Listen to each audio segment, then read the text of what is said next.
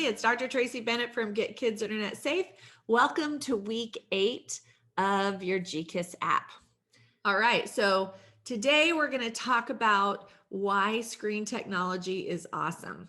So in the parent videos, which the family doesn't need to listen to, your parents are building your screen safety toolkit so that they have parental controls on all your devices and they know how to manage and monitor you. Remember, there is no privacy online, and your parents are supervising you in your digital neighborhoods just like they do in your real life neighborhood. But the good news is by doing that, they're not taking your screens away. They're not lecturing you. They're not getting angry with you, because you guys are building your dialogue about what it is, why it's important to have screens in your family, and all the rules are super transparent so everybody knows what to expect and what's expected of them. So today we're going to have some good news for the kids, and that's talking about why screen tech is awesome. So some of the benefits of screen technology include communication, learning. It gives us access to information. It gives us skill building instruction. I'll go over those in a little bit. It also allows us to store and document things in huge amounts. No longer as a university professor do I have big stacks of paper on my desk. Now I just grade on my screen super quickly, and I have all these tools available to tell, how much is original content, where citations come from. I even have grammar and spell checks that will do it for me, so I don't have to spend hours and hours doing that for my student papers. There's safety filtering, tracking, and monitoring, which is some of the tech tools that your parents are employing to make sure everybody's safe. And also, it's just fun. We use it for entertainment. So in regard to communication, I just love this elephant, right? It's really important for us to stay connected. Human beings, we don't do well alone. We have to have our tribe around us, both our family and friends, and our screens make reaching out that much easier. So it gives us access to far more people than we could visit people's houses. We can send out messages to lots of people at a time. We call that dissemination, and we can do it immediately instead of waiting until we can drive to somebody's house like when I was a little kid. And it also gives us clarity. It's just so efficient to communicate with each other via screen. I'm sure you guys do it every day.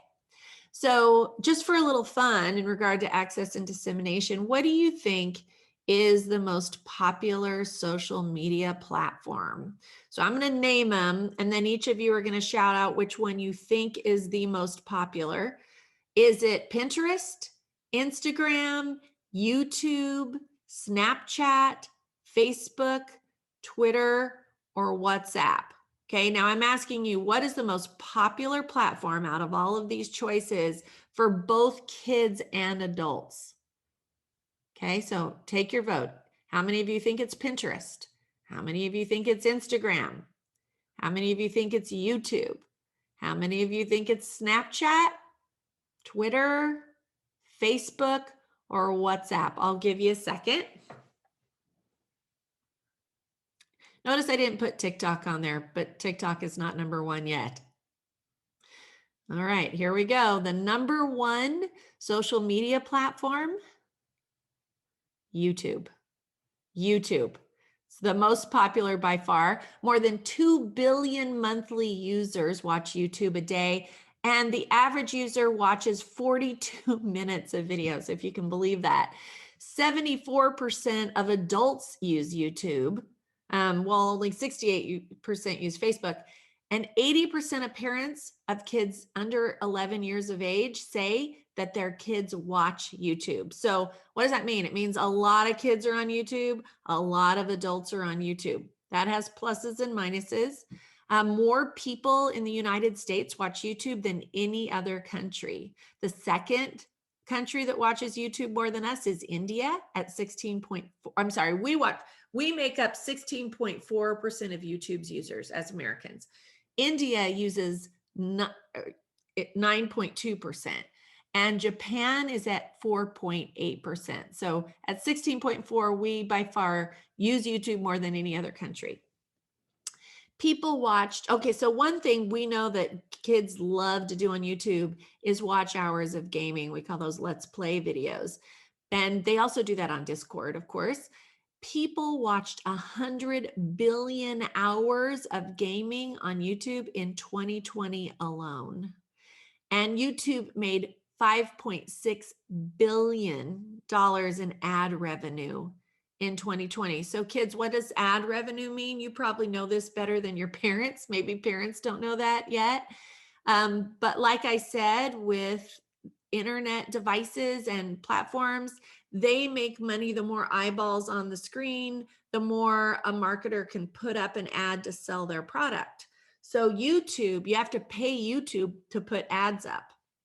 And that's why YouTube is such a big moneymaker, because all these corporations that have something to sell or individuals that have something to sell pay to put ads on YouTube in order to get more eyeballs on those advertisements. We also love our screens because of learning. It's so effective. We learn so well with our screens. It's economical. It's pretty cheap, right? We can get software and courses like this app, for example, for pennies instead of buying very expensive courses. It's also ecological. We don't have to cut down as many trees for piles and piles of paper anymore. It's on the screen, digital, it's there, and then it's gone. So it gives kids and adults access to information immediately. It offers skill building. You know, if you need to fix your refrigerator, just look up on YouTube, how do you fix your ice maker? And it tells you step by step. You don't have to hire somebody in to do that. So I think we're a lot more skilled as a population. And on our Get Kids Internet Safe website, we have a fun article about how people often watch how-to videos instead of actually doing the task. Like, it's so fun to watch somebody plant a garden or cook a meal or build a chicken coop. That's all they need to do. And oftentimes they never make that extra step to go do that activity because it kind of scratches the itch just to watch the video. It's kind of one of those weird things. Anyway, you can find those kind of articles on our blog by just searching YouTube, and all our YouTube articles come up. We have a lot about YouTube influencers and our Sensible Guide on YouTube, and what kind of, we even have channels that we recommend for kids and families on YouTube that are fun. So search YouTube in the search window of our blog at Get Kids Internet Safe. And also it allows for a remote workstation. Right now I can take all my clients as a psychologist, my students as a professor, with me on vacation, because I can do these teleconferencing on Zoom, and we have mobility and so do they. So that remote workstation is pretty amazing. You don't have to rent an office anymore. You just take your laptop with you and use it on a table at the beach or wherever you're at the time. Also, you know, screen technology is offering us so many things. It changes all the time. So I'm just going to go over a couple of them. One is artificial intelligence.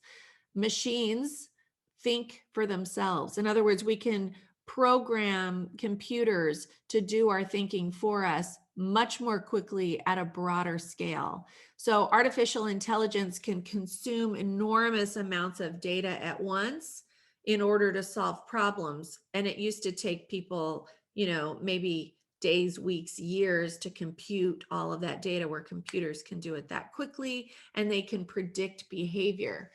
We can also automate things. Instead of having people in factories where they're doing repetitive motions over and over and getting minimum wage for that and risking injury due to repetitive motion or maybe a dangerous work environment, now robots can do that. We also have the Internet of Things. The Internet of Things are things in our houses that collect data for the corporation in order to improve their products. You know, our TV can collect data about what we watch, for example. Our cars collect data about, like, if you hit a pothole in town, it can locate where that pothole is, go to the city, and they can send a crew out right away. The Internet of Things is pretty amazing. And then there's social robotics. These are smart toys, toys that have artificial intelligence built into them. There's connected toys, toys that are connected to the internet, so we have access to all that information too.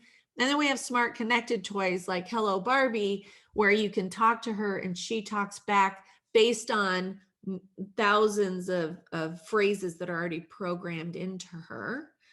And there's robotics, there's, pets like that little seal that they have at memory care facilities for our older folks who might be lonely, where they can play with this animal and it can communicate back and forth. So there's all of these amazing kind of things. Of course, it is does bring up issues of privacy, because these smart connected toys, they they store whatever they hear from us on a server somewhere, and people can hack into that. So that's something that our government has been well aware of, and our legislators, to try to make sure and monitor companies so they don't have too much information about our private lives.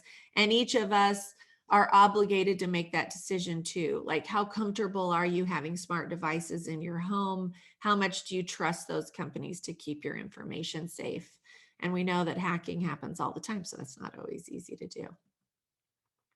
Finally, this is why we love our screens: for entertainment. Now, these are old videos. The video's not, or the volume's not turned on, but it's okay because you can see. This is a Vine musician, or magician, a Vine magician. Now, Vine is no longer in service, but you can see technology can allow us to create amazing things we've never created before. So that guy's not really flying. They just staged it with their screens to make it look as if it's real. And as you see, it's not actually real. That is on-screen magic. So that's why we spend hours a week watching our screens, because they're fun and we can outsource our brains to them, and they can create amazing worlds of discovery for us. So your family exercise today is to discuss, what does each family member love the most about screen time? So you guys have a conversation and write it down on paper, and just share with each other why screens are integrated into your family, and is it worth the risk of your privacy being violated, and how can you implement safety solutions to make sure that you optimize screen time so that it's super fun and helps with your learning and access to information, all that other stuff we covered, but still stay safe. All right. Okay, so thanks so much for listening. I am Dr. Tracy Bennett from Get Kids Internet Safe. Keep that dialogue going, and I'll see you next week.